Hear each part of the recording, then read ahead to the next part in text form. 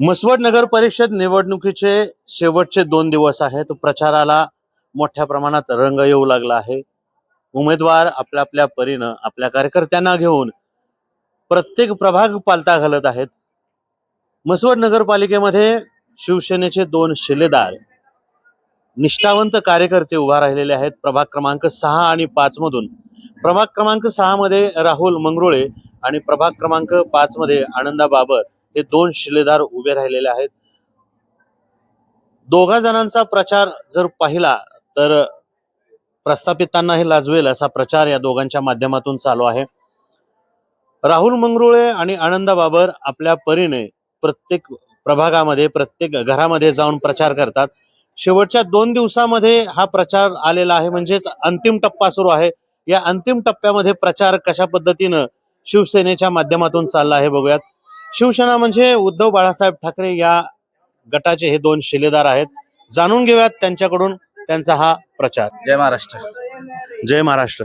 शेवटचे 2 दिवस आहेत आणि 2 दिवसामध्ये प्रचाराला प्रचंड वेग आलेला आहे. तर तुमचा प्रचार कशा पद्धतीने सुरू आहे? आमचा प्रचार प्रत्येक व्यक्तीला, प्रत्येक मतदाराला भेटण्याचा प्रचार चालू आहे.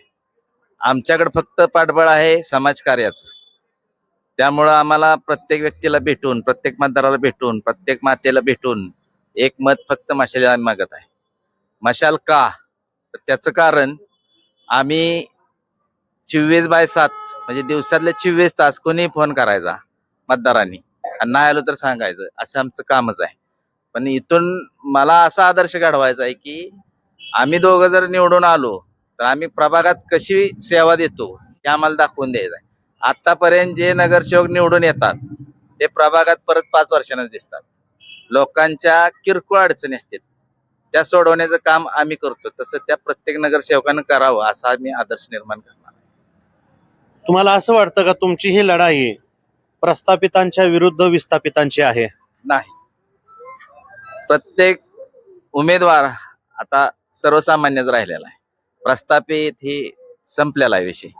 प्रत्येकानं नगरसेवक नाव ज्यावेळेस आपण लावतो त्यावेळेस त्या प्रभागाचा विकास, प्रभागातील लोकांची सेवा, प्रभागातील लोकांच्या अडचणी सोडवण्यासाठीच निवडून यायचं आणि ते काम करायचं आहे. ही लढाई प्रस्थापितांच्या विरुद्ध विस्थापितांची नसून ही लढाई काम करणाऱ्या नगरसेवकासाठी लढाई आहे.